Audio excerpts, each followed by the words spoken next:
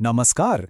BPSC की तैयारी कर रहे सभी एस्पिरेंट्स का इस शानदार एक्सप्लेनर में बहुत बहुत स्वागत है। आज हम बात करने वाले हैं मिडीवियल इंडियन हिस्ट्री यानी मध्यकालीन भारतीय इतिहास के बारे में। देखिए, इतिहास एक बहुत ही वास्ट सब्जेक्ट है ना? लेकिन आज हम सिर्फ उन हाई यील्ड और टू द पॉइंट फैक्ट्स पर फोकस करेंगे जो सीधा आपको बीपीएससी एग्जाम में नंबर दिलाएंगे। तो चलिए, बिना किसी देरी के सीधे टॉपिक पर आते हैं। अब तो जानते ही हैं कि भारत की अपार धन संपदा हमेशा से ही भारी आक्रमणकारियों को अपनी ओर खींचती रही है। तो कहानी शुरू होती है 712 ईस्वी में। यही वो साल था जब मोहम्मद बिन कासिम ने सिंध पर पहला सफल मुस्लिम आक्रमण किया था। और सच कहूं तो यहीं से भारत के मध्यकालीन इतिहास का पूरा रुख ही बदल गया। एग्जाम के नजरिए से ये साल और ये नाम दोनों ही बिल्कुल बेसिक और बेहद इंपॉर्टेंट हैं। आज के इस पूरे सफर को हमने इन 5 अहम हिस्सों में बांटा है। पहला, आक्रमण और दिल्ली सल्तनत। दूसरा, विजयनगर और बहमनी साम्राज्य। तीसरा, मुगल और सूर्यवंश। चौथा, भक्ति आंदोलन और विदेशी यात्री। और आखिर में हम देखेंगे बीपीएससी के लिए कुछ सबसे महत्वपूर्ण युद्ध। तो चलिए शुरुआत करते हैं अपने पहले सेक्शन से, आक्रमण और दिल्ली सुल्तनत, शासन की नींव। अब जरा इस टाइमलाइन पे गौर कीजिए। ये वो दौर था जब बाहरी हमले सिर्फ लूटपाट के लिए नहीं हो रहे थे, बल्कि वो एक स्थायी शासन में बदल रहे थे। और यहाँ से ना एग्जाम में सीधे सीधे सवाल आते हैं। 712 ईस्वी में कासिम का पहला सफल आक्रमण हुआ। फिर 1001 से 1027 के बीच महमूद गजनवी ने भारत पर एक के बाद एक 17 बार आक्रमण किए। और फिर आता है इतिहास का एक बहुत बड़ा टर्निंग पॉइंट, 1192 ईस्वी का तराइन का दूसरा युद्ध। यही मोहम्मद गौरी ने पृथ्वीराज चौहान को हराया और भारत में मुस्लिम शासन की परमानेंट नींव रख दी। इन 3 माइलस्टोन्स को एकदम रट लीजिए। दिल्ली सल्तनत के ये जो राजवंश है ना, इनका ये क्रोनोलॉजिकल सीक्वेंस बीपीएससी प्रीलिम्स का फेवरेट टॉपिक है। बस इस पैटर्न को याद रखिए। सबसे पहले गुलाम वंश, फिर खिलजी, फिर तुगलक और आखिर में लोधी वंश। अक्सर सवाल सीधे तौर पर पूछ लिए जाते हैं कि भाई इनका सही क्रम क्या है, या फिर कुतुबुद्दीन ऐबक और बहलोल लोधी जैसे इनके फाउंडर्स कौन थे। ये टेबल आपके लिए सचमुच काफी स्कोरिंग साबित हो सकती है। अब इस स्लाइड में जो सबसे दिलचस्प बात है वो है इन शासकों से जुड़ी कहानियां। जैसे इल्तुतमिश को दिल्ली सल्तनत का असली संस्थापक माना जाता है, जिसने तुर्कान-ए-चहलगानी यानी चालीसा गुट बनाया। फिर आती हैं रजिया सुल्तान। सोचिए, उस दौर में एक महिला शासिका जिन्होंने लाल कपड़े पहनकर सीधे जनता से न्याय मांगा था।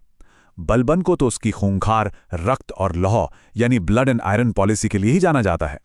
उधर अलाउद्दीन खिलजी ने अपनी मार्केट कंट्रोल और एक परमानेंट आर्मी से सबको हैरान कर दिया था। और मोहम्मद बिन तुगलक के वो दौलताबाद राजधानी शिफ्ट करने और सांकेतिक मुद्रा चलाने वाले एक्सपेरिमेंट तो इतिहास में आज भी मशहूर हैं। चलिए, अब दिल्ली से थोड़ा बाहर निकलते हैं और रुख करते हैं दक्षिण भारत की ओर। हमारा दूसरा भाग है विजयनगर और बहमनी साम्राज्य। देखिए, दक्षिण भारत में इन दोनों ही साम्राज्यों की शुरुआत लगभग एक ही समय पर हुई थी, लेकिन इनका जो अंत था ना, वो बिल्कुल एक दूसरे से अलग रहा। 1336 में हरिहर और बुक्का ने विजयनगर की नींव रखी। कृष्णदेव राय के टाइम पर तो ये साम्राज्य अपने कल्चर और पावर के एकदम पीक पर था। उनके दरबार में जो 8 महान विद्वान थे ना, उन्हें अष्टदिग्गज कहा जाता था। वहीं दूसरी तरफ 1347 में हसन गंगू ने बहमनी साम्राज्य बनाया। लेकिन जहां विजयनगर पूरी तरह से एकजुट रहा, वहीं बहमनी साम्राज्य आगे चलकर बीजापुर, अहमदनगर, गोलकुंडा, बरार और बीदर जैसे 5 अलग अलग टुकड़ों में बंट गया। और एग्जामिनर्स को ना इन दोनों के बीच का ये कॉन्ट्रास्ट पूछना बहुत पसंद है। आगे बढ़ते हैं अपने तीसरे हिस्से की तरफ, मुगल साम्राज्य और सूर्यवंश, प्रशासन का चरमोत्कर्ष। ये वो टाइम था जब भारत के एडमिनिस्ट्रेशन और आर्किटेक्चर में गजब के बदलाव हुए। लेकिन मुगलों का रास्ता इतना आसान नहीं था। 1526 में पानीपत के पहले युद्ध में बाबर की जीत से मुगल सत्ता शुरू तो हुई, लेकिन 1540 में शेर शाह सूरी ने हुमायूं को भारत से बाहर खदेड़ दिया और सूरी वंश की स्थापना की। फिर 1556 में अकबर ने आकर उस पावर को दोबारा हासिल किया और एक गोल्डन पीरियड की शुरुआत की। हालांकि 1707 आते आते औरंगजेब की मौत के साथ ही इस विशाल साम्राज्य का पतन भी शुरू हो गया था। अब शेर शाह सूरी की बात करें तो उनका शासन भले ही छोटा था, लेकिन उनका इम्पैक्ट वाकई माइंड ब्लोइंग था। चौसा और कन्नौज के युद्ध में हुमायूं को हराने के बाद उन्होंने कुछ ऐसे काम किए जो आज तक मौजूद हैं। जैसे वो मशहूर ग्रैंड ट्रंक रोड यानी जीटी रोड उन्हीं की देन है। और क्या आपको पता है, उन्होंने चांदी का जो स्टैंडर्ड सिक्का चलाया था, जिसे रुपया कहा गया, वही आज की हमारी इंडियन करेंसी का सीधा पूर्वज है। इसके अलावा उनकी जब्ती प्रणाली इतनी शानदार थी कि बाद में खुद अकबर ने भी उसे अडॉप्ट कर लिया था। तो यहाँ जो सबसे क्रूशियल पॉइंट है ना, वो ये है कि अकबर का दौर सिर्फ लड़ाइयों के बारे में नहीं था, बल्कि वो सिस्टम को मजबूत करने का दौर था। उन्होंने दीन इलाही और सुलह एक कुल के जरिए सभी धर्मों को साथ लाने की कोशिश की। उनके जो प्रशासनिक ढांचे थे, जैसे कि सेना और नागरिक प्रशासन के लिए मनसबदारी सिस्टम और टोडरमल का भू राजस्व यानी दहसाला सिस्टम, ये एग्जाम के लिए बहुत ही ज्यादा इंपॉर्टेंट है। उन्होंने जमीन को खेती के हिसाब से पोलज, परती, चाचर और बंजर में बांटा था, और इसे समझना एग्जाम पास करने के लिए एकदम मस्ट है।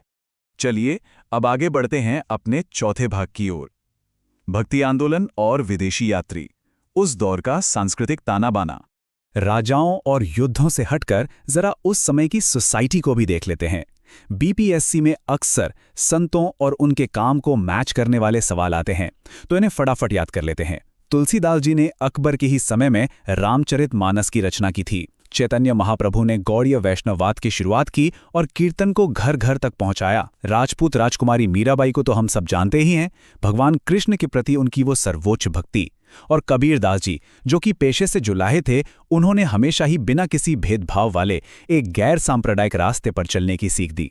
यूरोप के विपरीत भारत में निजी भूमि स्वामित्व का अभाव है। मुगल सम्राट सभी भूमि का मालिक है। ये बात फ्रांसवा बर्नियर ने कही थी, जो एक विदेशी यात्री थे।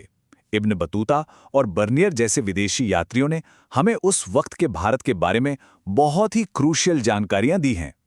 हाँ, कभी कभार उनके नजरिए में थोड़ा पश्चिमी बायस यानी थोड़ा भेदभाव नजर आ सकता है, लेकिन फिर भी मुगल इकोनॉमी और समाज को समझने के लिए ये उनके दिए गए रिकॉर्ड्स हमारे लिए बहुत ही इंपॉर्टेंट प्राइमरी सोर्सेज हैं।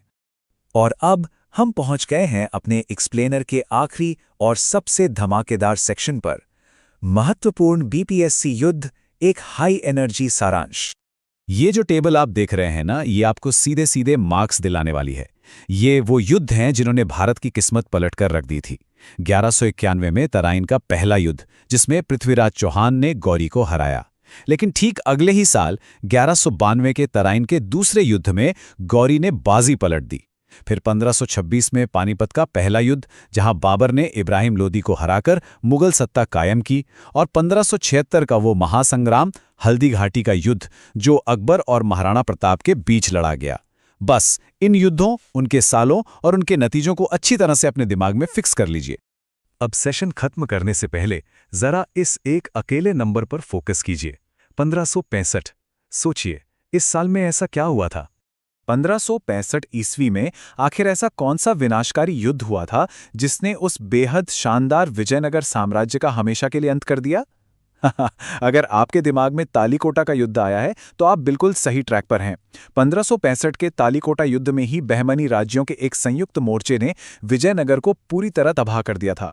ये जो एक्टिव रिकॉल है ना, ये चीज़ों को याद रखने का सबसे असरदार तरीका है। मुझे उम्मीद है कि इस क्रोनोलॉजिकल अप्रोच से मध्यकालीन इतिहास के सारे उलझे हुए तार आपके लिए सुलझ गए होंगे। इस एक्सप्लेनर को दोबारा ज़रूर सुनिएगा, ताकि ये सारे फैक्ट्स आपके दिमाग में एकदम सेट हो जाएं।